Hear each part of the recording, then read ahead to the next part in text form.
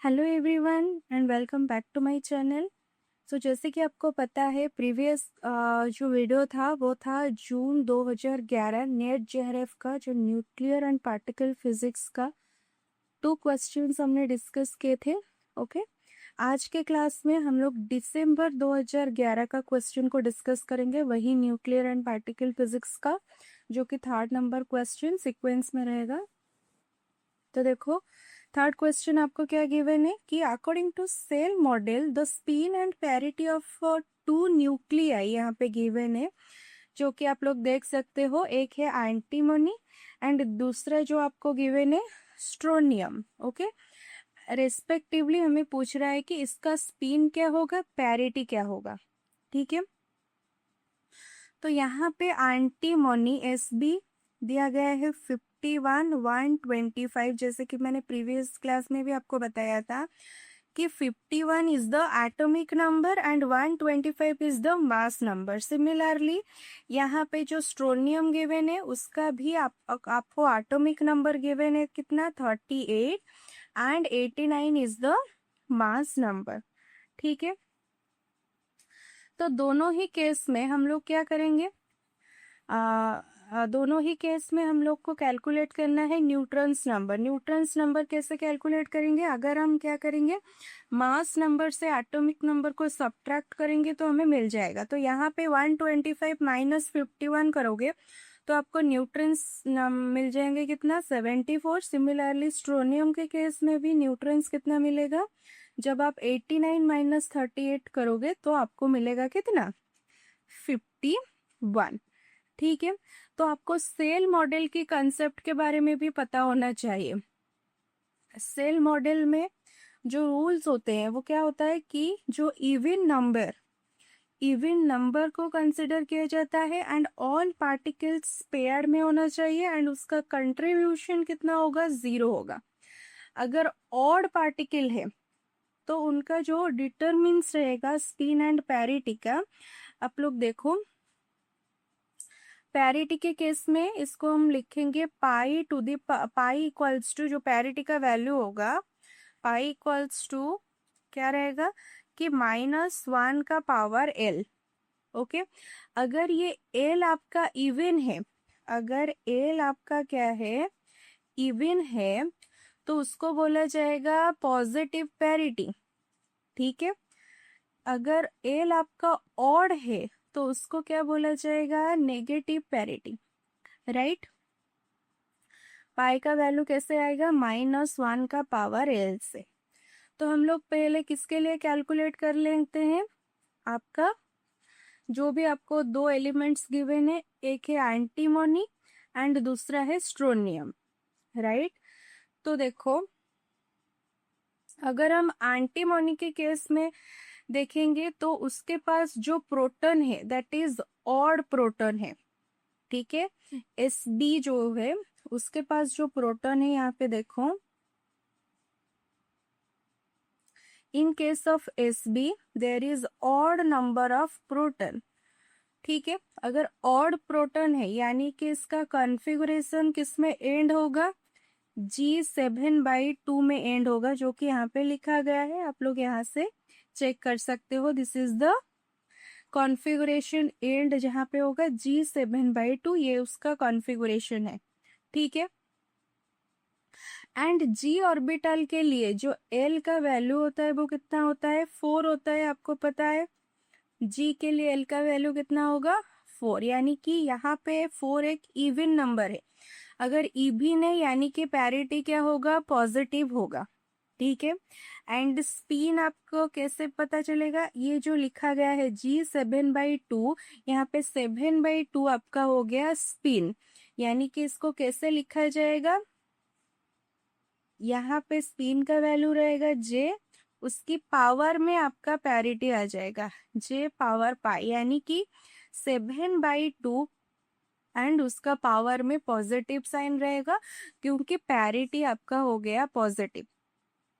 ठीक है, तो आपको पहले कॉन्फ़िगरेशन लिखना आना चाहिए, ये कॉन्फ़िगरेशन लिखना आना चाहिए।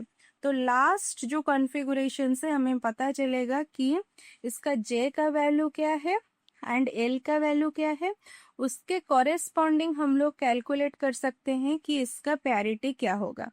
तो 7/2 प्लस, ठीक है।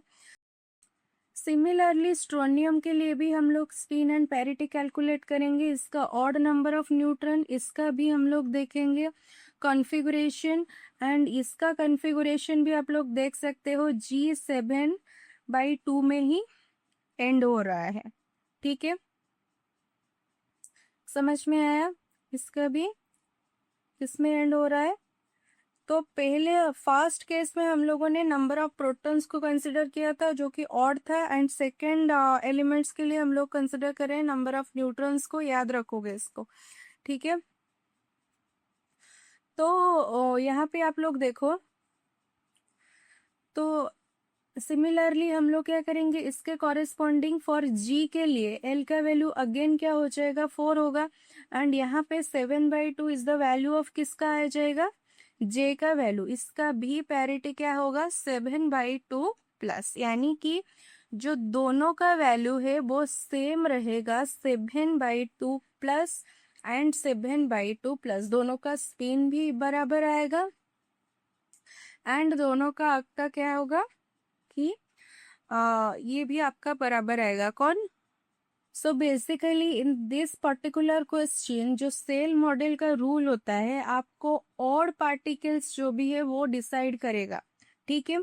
सेल मॉडल में जो लास्ट ऑन पेयर्ड न्यूक्लियन होता है वो प्रोटॉन और neutron completely determines the ground state spin and parity of an odd mass nucleus, आपको याद रखना है।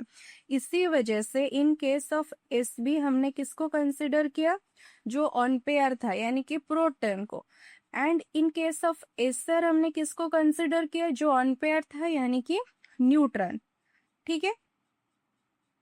इसको आपको याद रखना है, right, okay. So now move to the number 4 question को हम लोग मूव करेंगे। नंबर 4 क्वेश्चन आप लोग देख सकते हो, आपको क्या गिवन है यहाँ पे, जो कि बेस्ड है आपका मिरर न्यूक्लियाई के ऊपर, एंड कूलम्ब एनर्जी आपको पता होना चाहिए। The difference in the coulomb energy between the mirror nuclei, दो मिरर न्यूक्लियाई आपको गिवन है, एक है क्रोमियम एंड दूसरा है मैंगनीज, ओके।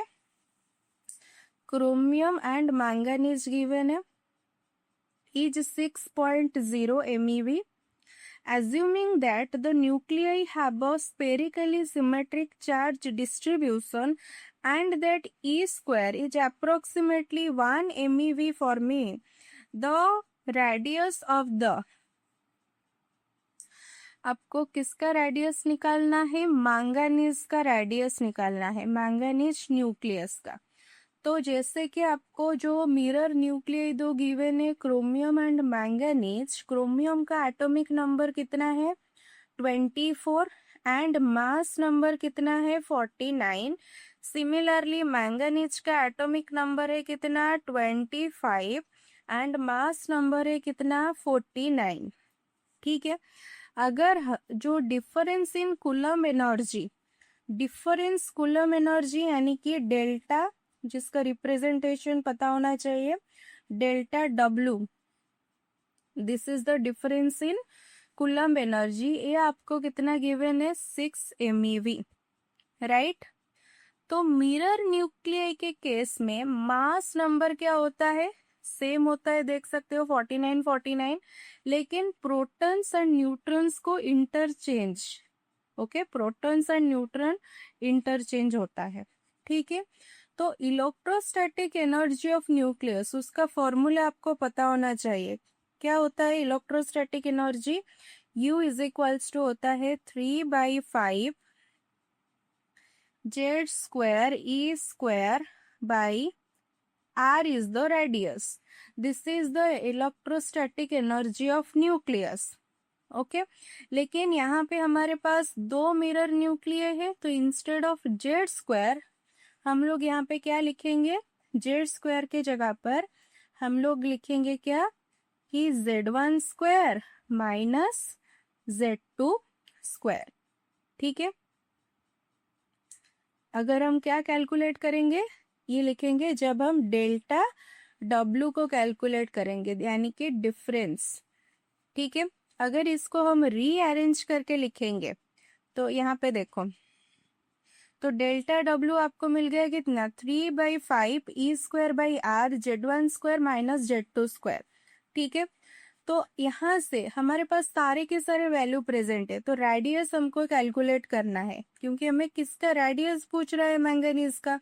तो रेडियस इस फॉर्मूला से हम लोग रीअरेंज करके लिखेंगे, तो हमें आर मिलेगा कितना, 3e², 3/5e², यहाँ पे डेल्टा डब्ल्यू का वैल्यू डालोगे, यहाँ पे हो जाएगा, आप लोग Z1 square minus Z2 square लिख सकते हो, नहीं तो Z2 square minus Z1 square. तो बेसिकली 25 के स्क्वायर से 24 का स्क्वायर को आपको सब्ट्रैक्ट करना है। तो यहाँ पे रेस्पेक्टिव वैल्यूज वगैरह डालोगे, डेल्टा डब्ल्यू का वैल्यू कितना है, 6 है, Z1 का वैल्यू 25, Z2 का वैल्यू 24। इसको सॉल्व करोगे तो आपको क्या मिलेगा, आर का वैल्यू मिल जाएगा, देख सकते हो 4.9 इंटू 10⁻⁻ कितना है, -15, जो कि फॉर्मी मीटर होता है। इसके जगह पर ये आपका हो जाएगा कितना, 4.9 फॉर्मी मीटर। ठीक है, इंस्टेड ऑफ 10⁻⁻15 आप लोग फॉर्मी लिख सकते हो, क्योंकि 1 फॉर्मी मीटर इक्वल्स टू 10⁻⁻15 मीटर। तो यहाँ पे जो ऑप्शन बी होगा वो आपका करेक्ट रहेगा। ठीक है, ओके, तो ये आपको पता होना चाहिए, राइट। ओके, तो ये था आपका क्या, कि इम्पोर्टेंट था, इम्पोर्टेंट क्वेश्चन जो आया था दिसंबर 2011 में, 2 क्वेश्चन था, हमने डिस्कस कर लिए। नेक्स्ट जो क्लास में हम लोग इसको फर्दर कंटिन्यू करेंगे, 2012 जून 2012 का क्वेश्चन डिस्कस करेंगे। ओके, तो अगर इसमें आपका किसी भी प्रकार का अगर डाउट हो तो आप लोग मुझे पूछ सकते हो। So this is all for today, thank you for watching.